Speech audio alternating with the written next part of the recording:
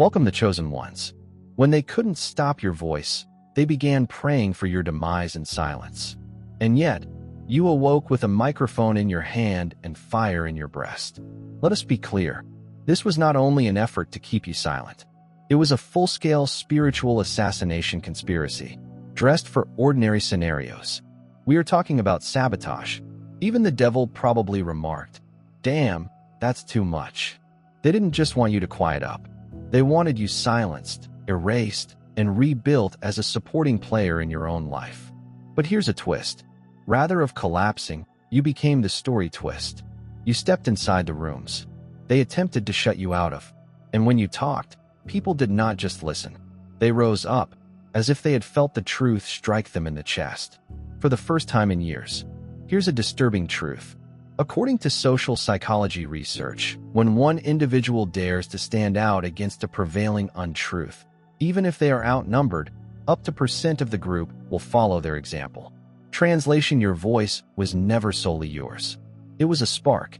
They understood that if they didn't put you down quickly, you'd awaken a generation. They misjudged how deadly you were once you realized you didn't need permission.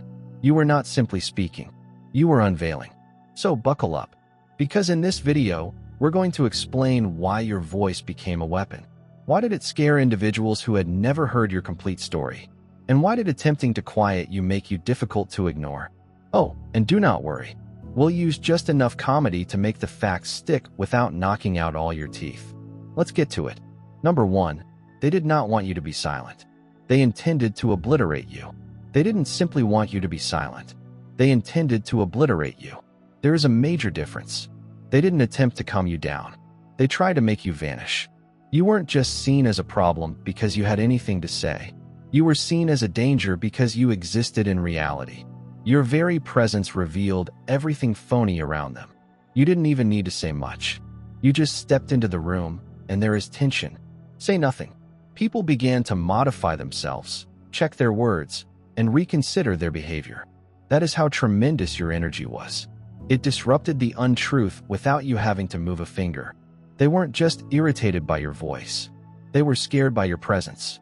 Because there are people like you out there who see clearly, feel profoundly, and refuse to act stupid. Masks start coming off everywhere. That is the actual reason they attempted to silence you. Not because you were very loud. Not because you were too intense. But because you were the mirror they couldn't hide from. You revealed what they were hiding from, and they couldn't take it. They did not want a silent version of you. They sought a non-existent version. They could pretend that their deceit had never been revealed. One may argue that they never addressed the abuse, manipulation, or dysfunction. For starters, they didn't have to explain to others when the truth came out. However, they did not anticipate this portion. You were transmitted, not made. Thus you cannot be removed, merely postponed. Even in your stillness, your presence continued to resound in their imaginations. That is why they followed your every move, even after they cut you off. That's why they studied you in private, repeated your words, imitated your manner, and attempted to wear your confidence as a costume. Because they understood your truth had already arrived and there was no stopping it now. They did not desire peace. They sought power. And you relinquished that authority when you refused to be dominated. You violated the script. You did not shut up. You didn't disappear. You did not fold. And this made you memorable. Not because you yelled, but because you survived what was supposed to kill you. They can't stop looking at you now. They cannot unhear you. And they will never be able to reverse what your presence showed. Number 2, your voice interrupted millennia of programming. Your voice did more than simply ruffle feathers. It rocked the foundations. When you opened your lips, you did more than merely express your ideas. You questioned whole belief systems. You didn't talk from ego or emotion. You were speaking from a far deeper reality that had been hidden for centuries. Your comments had a different impact since they did not come directly from your lips. They sprung from your wounds, your wisdom and spirit. And the instant you spoke, people began to awaken. It wasn't popular with everyone, but it couldn't be ignored. You did not sound like the news. You did not repeat what everyone else was saying. You weren't using rehashed ideas. What came from you disrupted patterns. You talked clearly, cutting through the background noise. And this is why it made some people uneasy. You weren't just chatting. You were disconnecting brains from the matrix. You cracked the code aloud. You revealed what everyone subconsciously knew but was scared to express. That is why they attempted to discredit you. That's why people felt you were too deep, passionate, and distinctive. Because you were pointing out the programming that they were still enslaved by. You conveyed a reality that could not be altered. It could not be eased. It could not be resold to individuals in a sugar-coated form. That type of reality is costly in terms of comfort. It compels individuals to confront their own shadows. And not everyone is prepared for it. So instead of performing the task, they turned you into the issue. Because if they could quiet you, they wouldn't have to deal with what you revealed. And you continued speaking, not because you wanted to be heard, but because the truth begged to be spoken. Your voice was never about popularity. It was about purpose. You were not pursuing followers. You were following heavenly instructions. And each time you talked, the system fractured a little more. The mask moved a bit lower. The spell weakened. This is why you became a target. Not because you lied, but because you spoke the truth too plainly. They never expected someone with your experience, grief, and past to have such a powerful voice. But you did. And now they can't take back what they said. The programming you damaged cannot be restored. You did not just talk. You set people free. Number 3. You were the voice of millions who were unable to express their pain. They did not come for you just because of what you stated. They targeted you because of who you represented. You weren't just speaking for yourself.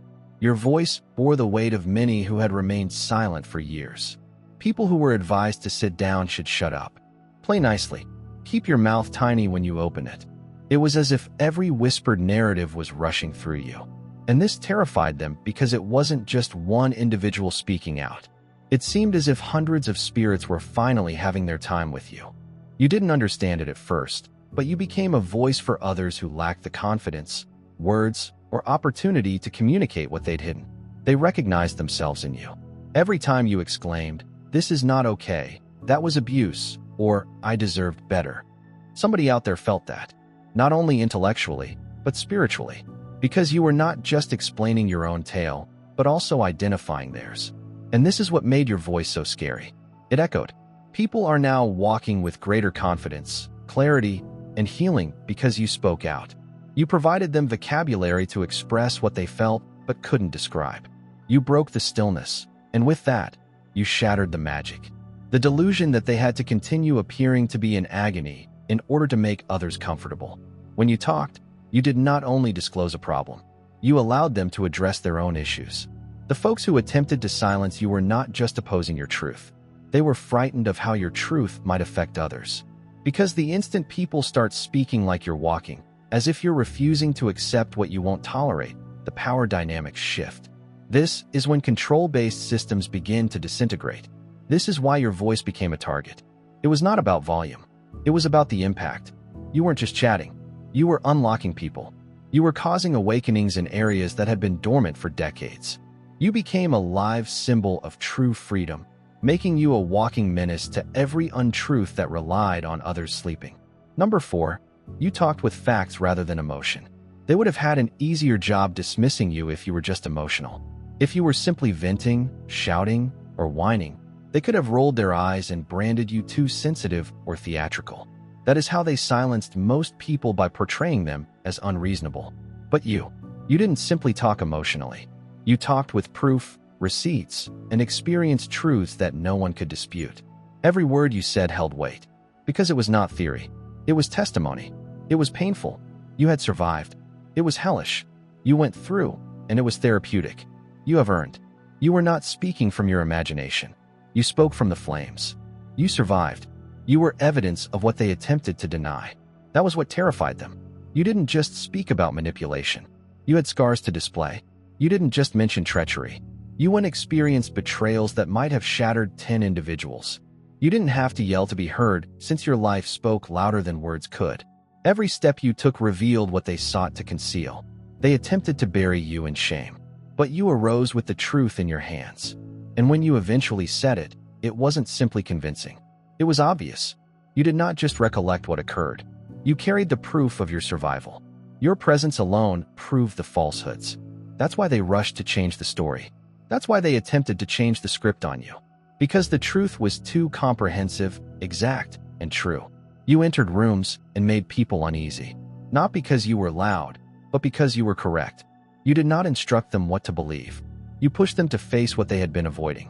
You didn't simply say the truth. You lived it out loudly.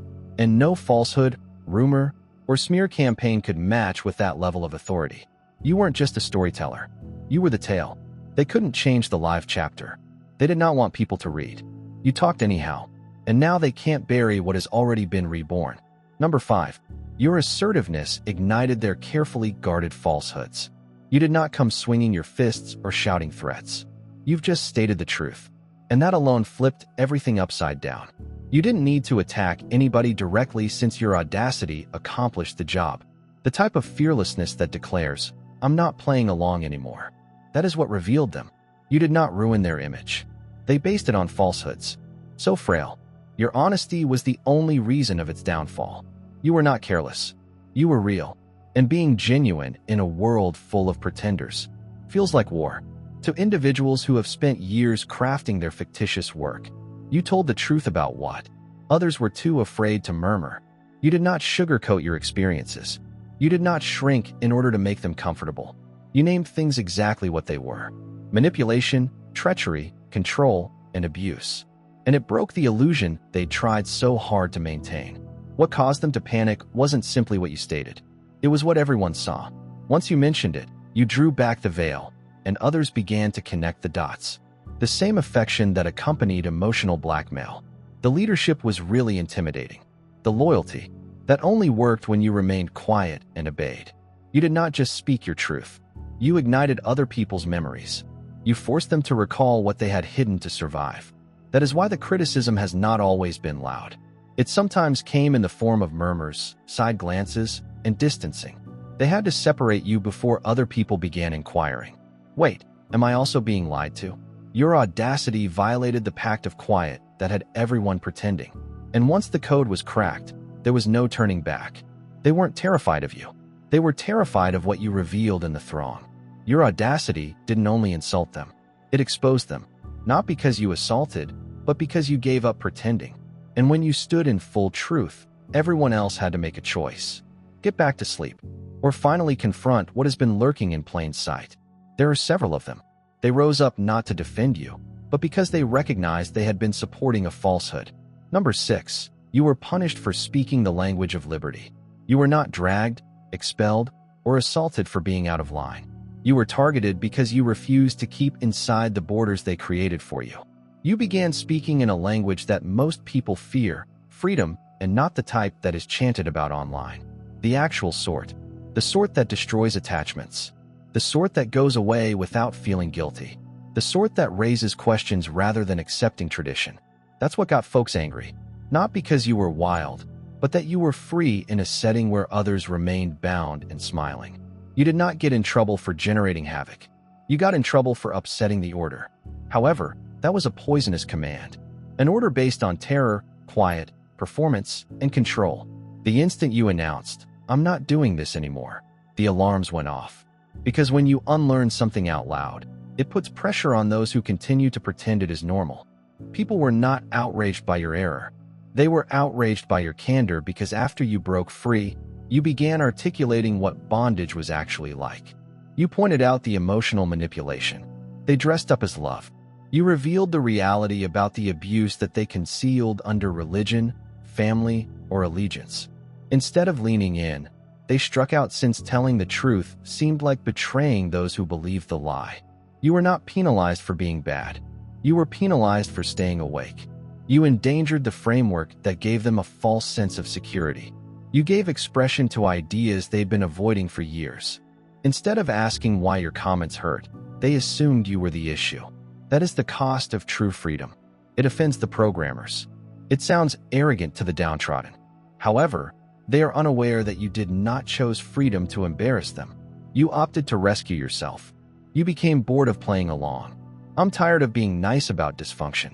I'm tired of keeping my misery to myself. And once you began expressing the truth, it became evident that you would rather walk alone in freedom than sit comfortably in a falsehood. That is why they came for you. not because you were incorrect, but because you stopped assuming they were correct. Number 7. They couldn't cancel you since you were sent instead of created. They tried everything to turn it off. The murmurs, the gloom, and the quiet treatment. Some even smirked in your face while they plotted behind your back. But nothing worked, because what drove you onward was not people's acceptance in the first place. You were not created for praise, following, or recognition. You were designed for a certain task. That is why all attempts to cancel you failed. You were sent, not made. There is a distinction. When someone is produced by the world, they can only rise as far as the world permits. They rely on trends, linkages, and public opinion. One false move, and it's over. But you did not work your way up to significance. You received a call. You did not ascend via strategy. You ascended via alignment. That is why you cannot be deleted. You were not motivated by likes. You were motivated by purpose. They attempted to call you a misquote. You incite others against you. They anticipated you to crumble once they withdrew their support. They didn't comprehend you'd never needed it. Your development was not driven by external validation. It sprang from something deeper. Every time they believed they'd pushed you away, life opened a new door. Not because you asked for it, but because you were destined to go through it. That is what made them frustrated. They were participating in a social game, but you were not playing at all. You were going on. Spiritual orders. You didn't just bounce back. You continued ascending even though it made no sense.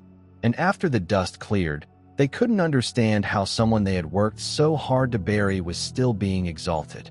That's because the person who sent you didn't check in with their thoughts. You were not merely difficult to cancel.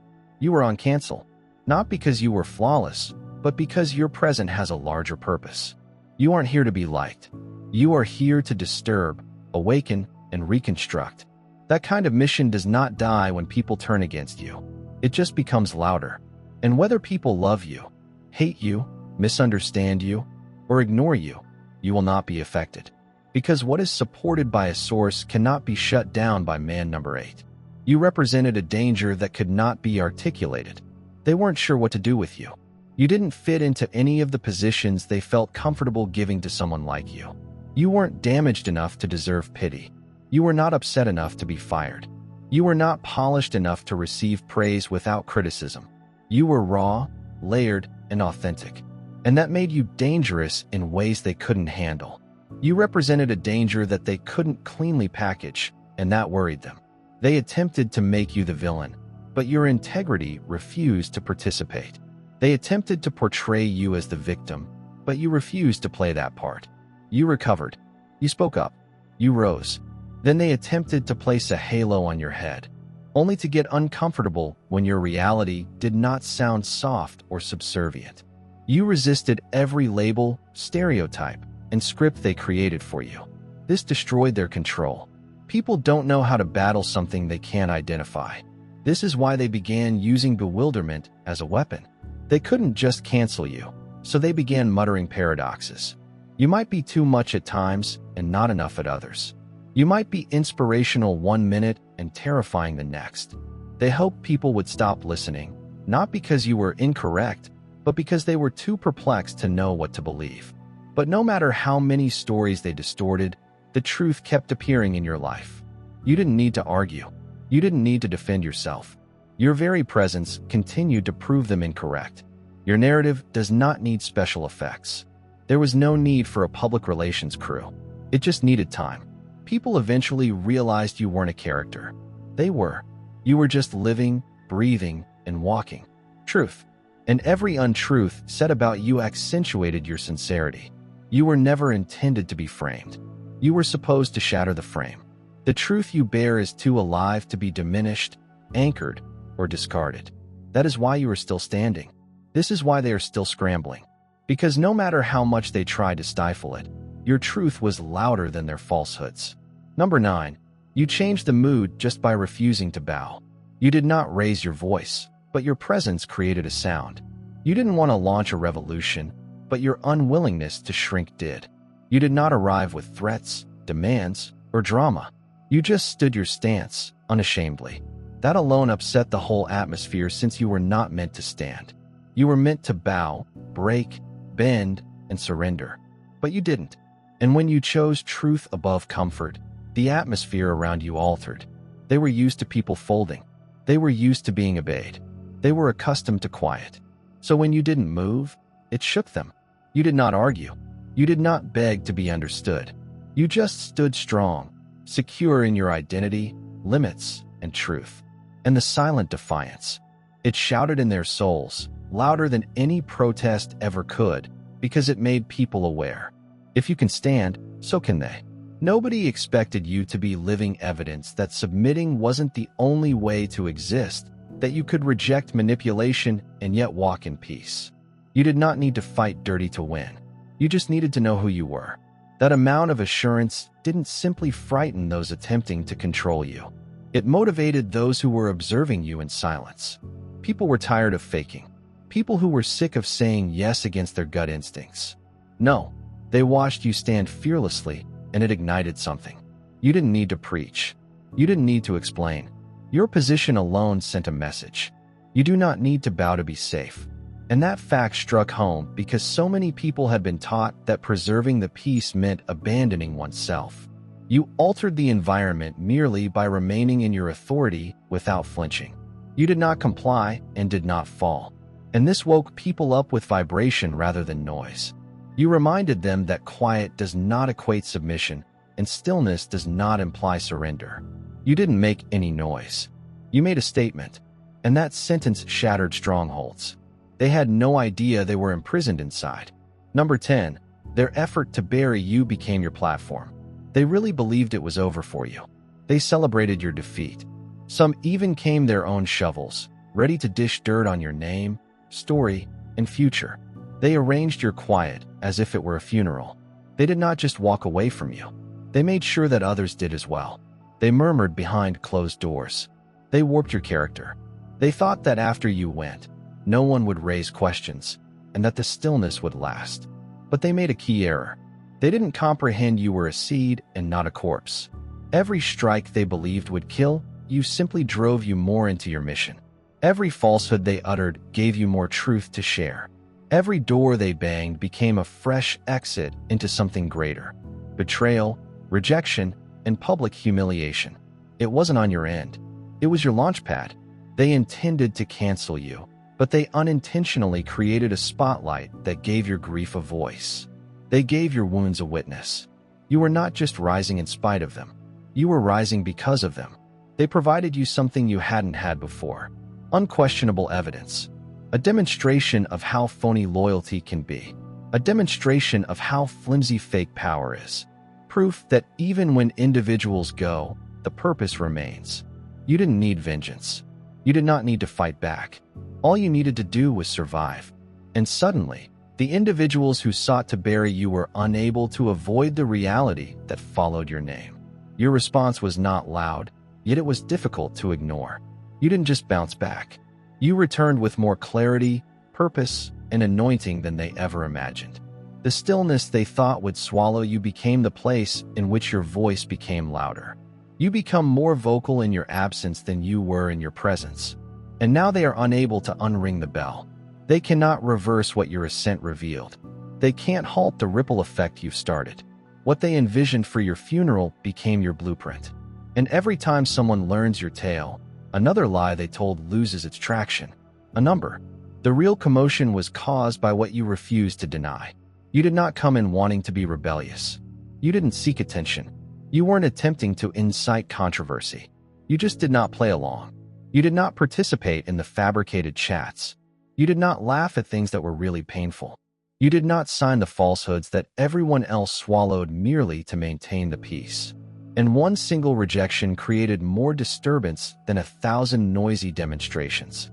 The actual outrage did not stem from what you stated. It sprang from something you wouldn't pretend to believe. You were the only one in the room who didn't nod when the untruth was repeated. You were the one who stopped, turned your head, and stated, "That does not sit well with me." People became uneasy, not because you offended someone or screamed, but because your refusal to follow the script shattered their collective hallucination. It was not only about stating the truth. It was about refusing to betray oneself. You did not allow quiet become agreement. You did not let fear to make you complicit. And that degree of clarity, that is what caused people to ascend. That's what broke things open. And others who were intently watching you, wondering whether they were the only ones who sensed something was wrong. You granted them permission. Permission to feel as they felt. Permission to reconsider what they were taught. Permission to say, actually, I do not agree either. You didn't just challenge a system. You ended mental enslavement. Groupthink is strong, but so is one person's fortitude in refusing to succumb to it. You didn't have to yell above the noise. You silenced the noise just by standing solid. And the reality is, some people were upset because you revealed how readily they sacrificed authenticity for approval. What about the others? Others awoke. They sensed your quiet where their soul had screamed. They were unable to return to faking after that. You did not just talk. You set the standard. That is what made your presence innovative. A number. You were not merely heard. You were felt. You did not just talk. You conveyed what came out of. You did not land like information. It landed like an activation. People did not walk away from you because they remembered what you said.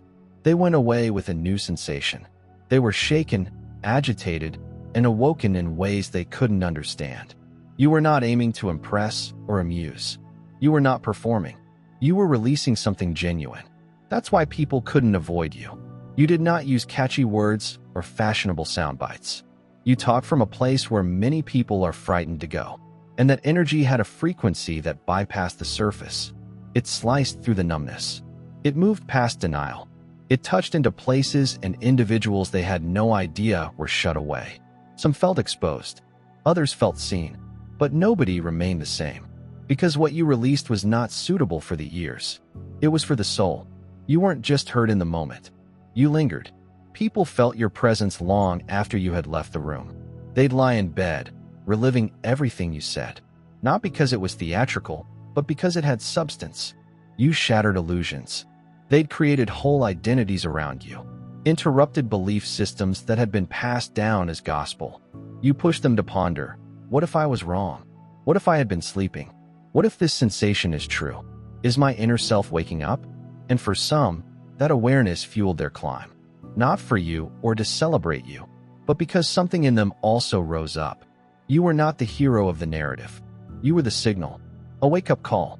This is evidence that another level of awareness exists. And when others saw it in you, it inspired them to believe in themselves. That was something they couldn't reproduce. That was something they couldn't compete with. Because your power was not derived from your volume or delivery. It was in your vibe. You held something old, heavenly, and unmistakable. That is why you cannot be ignored. Because you didn't just talk. You rattled something loose.